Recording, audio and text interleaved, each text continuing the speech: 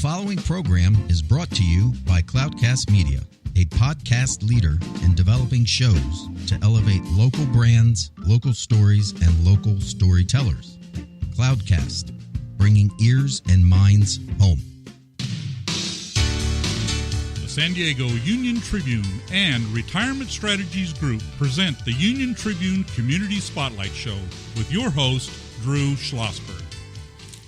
I'm Drew Schlossberg of the San Diego Union Tribune. It's always cool to have on our friends from the United Way, and we got the San Diego LGBT Community Center, and of course our friends from the County of San Diego Health and Human Services Agency for another robust show over here. We got Nancy Sasaki. She is the president and CEO of United Way. How you doing there, Nancy? Hey, Drew. I'm great. How are you? Good over here. I was bragging about your sports prowess to yes. Charles. She's Nancy. A lot of people don't. Well, I'm not sure if they don't realize that. I didn't realize it. Big sports fan over here. So we'll break. We'll talk about how your favorite teams are doing. We got Rebekah J. She is the Chief Public Affairs and Civic Engagement Officer for the San Diego LGBT Community Center. How you doing there, Rebekah? Doing really great. Thanks for having us. Very, very good over there. How long have you been with the center? Just celebrating my 6th year. Congratulations. That sounds good. And Maggie Ramsberger, she's the Chief Agency Operations of Integrative Services for the County of San Diego Health and Human Services. Maggie, how are you? I'm doing great. Good. How long have you been there? I've been with the county for 18 years. 18 years, but some ways seems like 18 minutes, in some ways 18 decades. Is that about right? Some days, yes. It's very good. Nancy, let's start with you. How long have you been at the helm of United Way? I've been there for 1 year, 2 months, and actually a little over a year. And you were going to go down to seconds and minutes and all that business here, and we're happy to have you over here. And of course, anybody who knows the great work the United Way of San Diego County does, it's far-reaching. It's meaningful, it's impactful, and it's and Nancy's all about metrics as well in this aspect of it. Talk about the mission of the United Way of San Diego County. The mission of United Way is to serve the community in whatever way is necessary. We like to spark breakthrough community action in order to present a brighter future for children, young adults, and families. And what we do is work in alignment with our partners to set aligned goals, to leverage resources and expertise in order to resolve the inequities that can transform those lives. So it's really exciting to be here with 2 of our partners in different areas. Right, and you hit a key word on here. A lot of people talk about it, very few people execute it, and that is collaboration.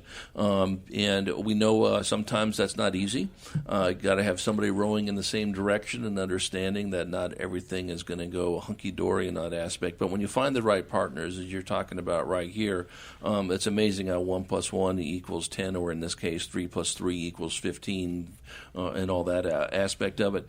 Talk to me a little bit about you, Maggie, how your work is done with these groups. So the County of San Diego really supports a vision for the region, which we call Live Well San Diego, and we want to have all of our residents be healthy, safe, and thriving. And our partnership that we're going to talk about today with the United Way around the Earned Income Tax Credit Coalition really focuses in, it touches on all of those, but particularly the issue of thriving. So how we can better support inclusive economic growth in our region by helping people who are working but maybe need a little extra financial boost, and how we can bring dollars back into the community where they live, work, and play to make a reinvestment here. Right. So talk about how important that census is and people filling it out and doing it the right way. Go ahead. Oh, yeah. Fire away there, Rebekah. I'm happy to talk about the census. Filling out the census is ever more important. It's done every 10 years. There's a whole host of resources and representation tied to the census, and an undercounting of our hard-to-count communities is really detrimental to us being represented in a couple different ways. And so the center is excited to partner with United Way and our other 150 community partners in order to ensure that all of us are counted and properly represented. So how does that happen? So what does someone do to make sure that everyone is being counted? I think that's what a lot of the hard work is about. Right. When we work with 150 partners, what we're doing is looking at all of the different areas within San Diego and Imperial counties where the hard-to-reach populations are, the hard-to-count populations. We've gotten down to the census tract, and then we identify the partners within those 150 partners that are the trusted messengers. They're the ones that the people in those hard-to-count areas trust to tell them that this is the right thing to do. So they're going to be listening to them, but we set those goals as to how many people are we trying to reach, what are we trying to do, what is the message we're all telling everybody in the community about why it's important to fill out the census, because there's always some hesitation. Like, am I giving too much of my own personal private information away? And yet, if we don't get counted, that will impact the dollars that will help to bring people out of poverty, that will help them to support them in their times of need. And it's things like the food stamps or the SNAP programs. It's things like health care and Medicaid and Medi-Cal. So it's really important that we get this count because it does last for 10 years. So whatever we count in 2020 will last us until 2030, and we know how much growth happens in our community over that time. Yeah, no, listen, we all know we're in the business of metrics at the Union Tribune, of course, and real metrics, and because we don't deal in fake news, quite obviously. You know, we put out the real stuff in this area. Do you think part of this, Nancy, and then you jump in on this, Maggie, and you too, Rebekah, as well, is as you know, people being a little distrusting because with I just got breached probably 4 billion times between the time the interview started, whether it's been on my cell phone or on my computer, and is this information going to be used to not support me or whatever? Has social media caused some of that? I think that social media does cause some of that, but we certainly hear about it just because you happen to be online or because you've put your records online, that those kinds of breaches happen. But I think that the trust issues with regard to the census go much deeper. For the communities that are hard to count, there are reasons why they're hard to count. There's reasons why they protect their identity and their information. And so that's why we have to use our trusted partners, the ones that are trusted in the community, to do that outreach, because they're the ones that will be able to convince them that this is the right thing to do, that it will be okay, that their information will be protected. Rebekah, you might add to that. Yeah, please do. Yeah, absolutely. And so there are legal protections for the census. It's some of the most highly guarded information. For sure. And so we're excited. I know the United Way and all of our partners are excited that the citizen question is not on the census. That's a huge win for our hard-to-count communities because there is fear associated with the census and what actually we're trying to, what is actually being captured.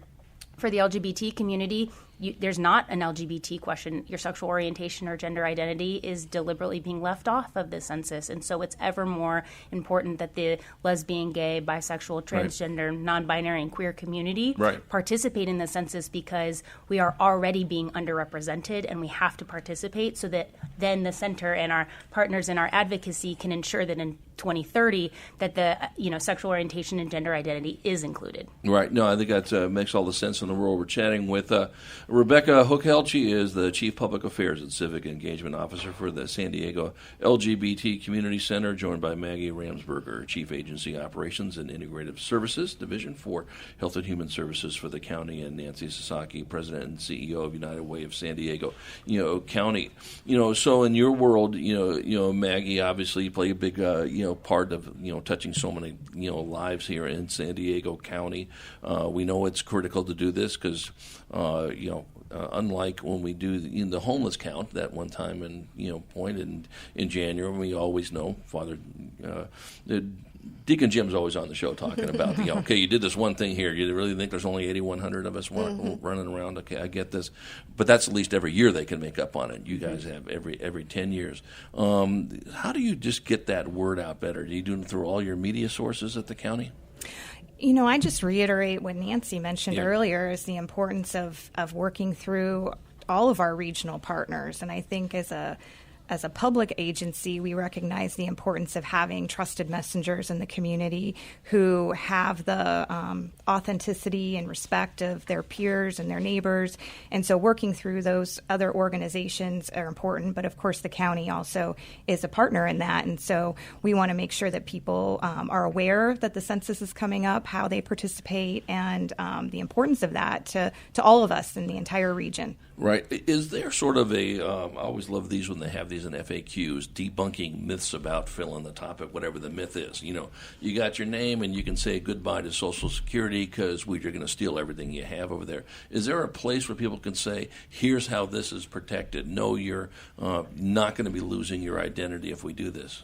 To start with you on this. Yeah, definitely. That's the thing that we mostly fight for, is to ensure that filling out the census is going to be a safe process, right, and that people's identities are protected. And that's why there was so much that you heard about with regard to the citizenship question. Right. We knew that if that was on there, that would deter people from filling it out. Absolutely. And so we definitely all worked to make sure that that was not on there. And now we'll have to work to ensure that people understand that it's not on there. Right.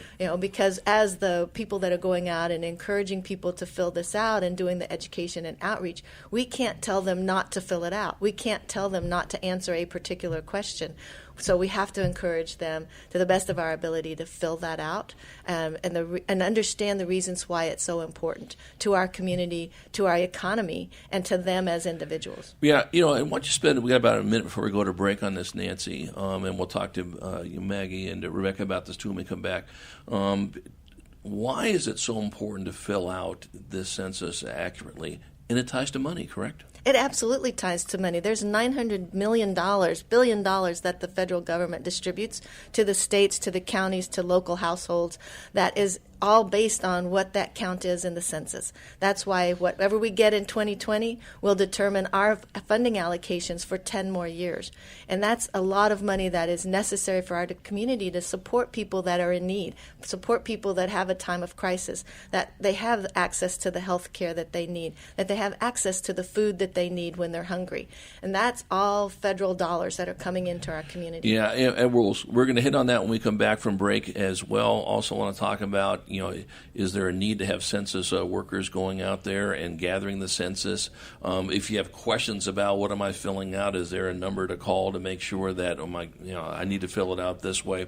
And then just basically, and I do want to save some time to help support each of your organizations individually, what our listeners can do above and beyond the census as well. And we return with Nancy Sasaki, Rebekah Hookeld, and Maggie Ramsberger. I'm Drew Schlossberg at the San Diego Union Tribune. You've been listening to another edition of the Community Spotlight Show here on Cloudcast Media Radio.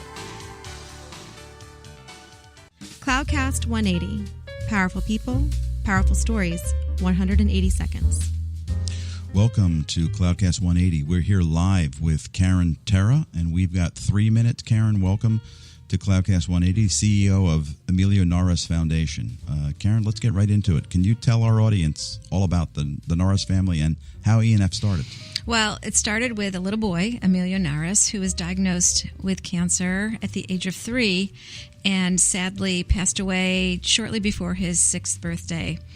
And in the time that he was sick and battling his disease in the hospital, his parents, Diane and Richard, noticed that there were families who were not able to get to their cancer treatments because they didn't have a car, or the primary parent who worked took the car to work, so they didn't have access to transportation. So they wanted to do something about it, and they started the Emilio Norris Foundation 15 years ago.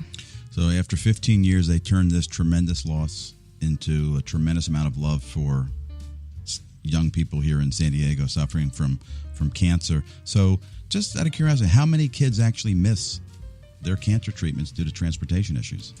Over 3,000 children in Southern California miss their cancer treatments because of lack of transportation. In the last 15 years, since we've been providing Ride with Emilio, we have eliminated that problem. Children are no longer missing their cancer treatments in San Diego and Orange County because of lack of transportation.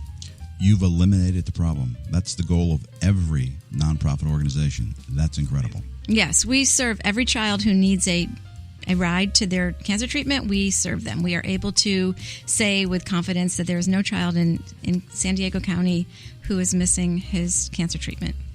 Now, you have something really special coming up, I understand. 1 million miles you've driven. Yes, that will happen early next year in February. We're really excited about that. That's pretty significant. So in the 15 years that we've been in operation, we will have traveled 1 million miles driving children to and from their chemo treatments, their cancer treatments, whatever they need for us to ensure that they will get to their treatments on time every time. I mean, that's an incredible accomplishment. How do folks get involved with ENF? And then tell us what's next. Well, they can come to our website at enfhope.org and find all the information about all of our programs there. And as we mentioned, in February, we're going to be launching our 1 millionth mile campaign. And it's going to be a month-long campaign in March, and it's starting in February and then in March. And it's going to be concentrating on raising funds to make sure that these children still are able to get to